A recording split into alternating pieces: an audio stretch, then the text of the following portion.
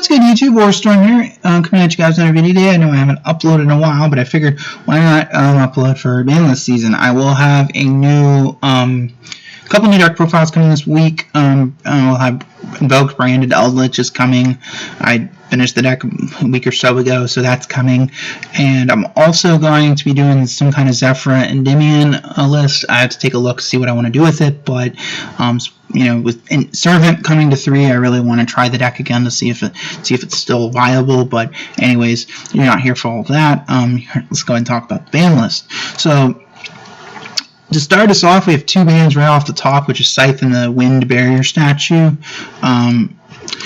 These two cards Scythe has been an issue for a while. It's better late than never, I guess. It was always frustrating to play against because they would do it on your standby, and there was very little you could do outside of maybe drop loading it or imperming it. And once, you know, especially with how powerful the extra deck is, you know, locking you out of the extra deck is really strong. That being said, though, with Kashtira being a strong deck, especially with some of the changes we'll talk about in a moment, I do think it's possible to look into maybe playing Lancia instead of Scythe and just using it as a way to lock your opponent out of banishing cards, because that's one of the things Kashtira does. So locking, you know, getting, you know, especially if you really don't want Unicorn hitting your extra deck, it's an important part of, you know, stopping the deck. So it's just something to think about. It's good that it's gone. The Wind Barrier statue has kind of been creeping up as a problem for a while. We had, obviously, it was something you could summon off a Simorg, which made it really strong, and the fact that Flu could search it as well, and the fact that it could lock, you know, especially when you combined it with things like Featherstorm, there are very few ways you were going to play around it. And then I think the nail in the coffin, I think, was the fact that Kashtira, with their new support, can already, in fact, but obviously with their new cards, they can easily summon Arsenal Falcon to get it out of the deck. And that's not really something I think Konami wanted in a more Kashtira heavy format. So it makes sense to get rid of it now, while you know, it's not as much of a problem. I think most of it, all the barrier statues should probably be on here, but you know, Wind one definitely. Like, it's something that's been a problem, and getting rid of it now. Better late than ever, I guess. And Kit Kalos is gone. So this was always one of the big targets, I think, for the deck. I did see some arguments before the list for putting it to 1, but the fact that the deck auto-recycles it back to the extra deck means unless you have something like Crow or Called by the Grave, they're going to summon Kit Kalos again and do the whole thing all over again on the following turn. So it was, and the fact that it enables a mill 8 play, state that, mill 8, like, you know, I don't mean to sound like a boomer, but like we passed the point of like mill, you know, outside of Grass, we haven't had a lot of cards in Yu-Gi-Oh that mill more than 3 cards, and now we not only have a deck that has a mill 8 play, but has cards that mill 5 when they hit the grave. So, and it needed to go, and obviously the instant fusion reaction sucked as well, because if your opponent opened instant fusion, it was a really like sacky starter card. But they could have avoided that if they just made Kit Kalos level 6. But maybe they didn't. Maybe they knew it was what they were doing and did it on purpose. And then the other ban is Elf. A Sprite Elf is like, from my little experience playing against Sprite, the only really irritating interaction that deck had was Elf reviving Toad over and over and over again.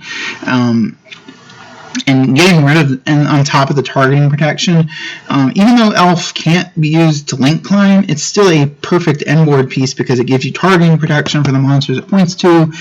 You just need a link 2 or level 2 monster to make it, which is super easy. And the fact that it's just a lot in one card, and you could see, like, between tier element variants and just these decks that really had no business playing the card, just playing it because they happen to have a level 2 in their deck. So it definitely, I can see what they're doing with this hit. It definitely hurts the Toad span that a lot of these Sprite builds are playing, and it might the nail in the coffin for the deck, and this really hurts the Yugioh sprite builds that are running around, because now you don't have that elf to revive your abyss to get your double search. So I'm sorry if you built Yugioh sprites and spent that much money, because you're probably gonna have to play another build with Yugiohs now with elf gone. So those are the only bans actually. So 4 bans, and I think all of them make sense and were rightfully deserved. So we're going to scroll to 4 cards. So all of the Ishizu cards are now at 1. This is the right move, I think, because the 2 that mill 5 are worse, because even though with Kit Kalos gone, if they mill if these cards are at 3, the problem is that the mill ones, they can still get 5 additional mills if these hit the grave, and with them limited, that definitely as you're going to see, it limits their milling, which was the point, I think, of this list. And obviously, the other 2, going to 1 limits graveyard disruption, which is one of the most annoying things. They very much...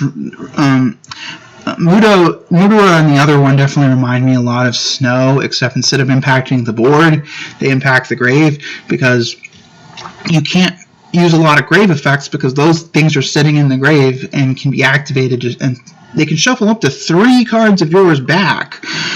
So, for example, someone who plays Eldritch, for example, not only can they shuffle my Golden Lord back when it activates, they can also shuffle back any traps I have in the grave, and only Sanguine's a quick effect, so it's very difficult to play around. So I'm definitely glad to see these, and limiting these also limits some of the builds that were playing rank 4s, so it definitely hurts that aspect as well. Definitely the right hit, and from a business standpoint, it makes sense, because it might force a lot of players to play more Kashtira cards in their tier deck if they're going to continue to play it. So for True Elements, they have 3 hits. So when they first came out, I think they only had 4 monsters, and 3 of them are now at 1. One thing you're going to notice about all 3 of these cards is they mill 3. This one mills 3 when it's normal or special summoned. This one special summons itself, sends a monster from your hand, and then mills 3. Reinhardt, and then and Havness as well, mills 3. And Havness is the big limit, because this was one of the ones that lets you play on the opponent's turn, because you activate Havness, and when your opponent activates monster effect, and then you special Havness, and then you could, if you mill decently off of your Havness, you could then get a Kit Kalos and start your plays on your whole combo on their turn. It was a little ridiculous.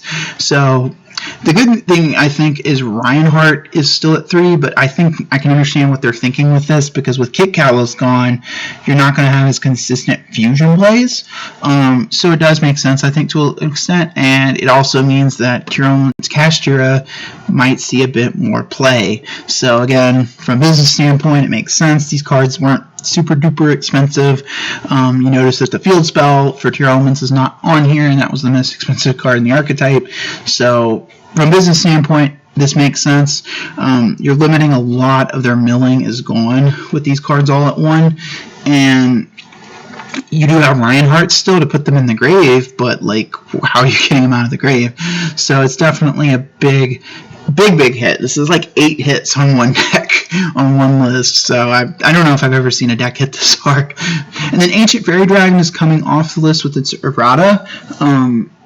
I like I've always liked Ancient Fairy Dragon a lot, and the errata prevents you from searching the same field spells you blew up. So what I like about it is you can still use Dragon Ravine to send a Strudo to summon Ancient Fairy Dragon and search another field spell, and it still has its special summon effect intact, but you can't use it to search. In the OCG, for example, they have Chicken Game legal, so you can't pop a Chicken Game, search another Chicken Game.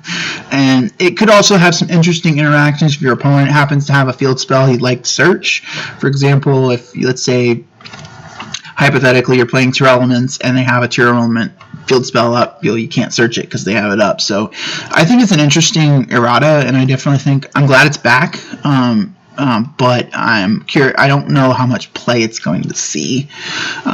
We'll see. And then I think that is it for the limits. And then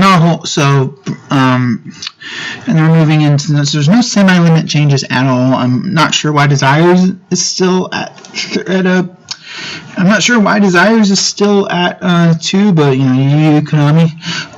So we've got a bunch of stuff off the list. So Justrudo, Jet Synchron, and O-Lion. Justrudo was already at 1, so it is kind of interesting to see because it can be banished or maybe shuffled back. So but I don't know how many decks are really still going to play more than 1. But it is nice, I guess, to have it back at 3. Both Jet Synchron and O-Lion are off the list. This is nice.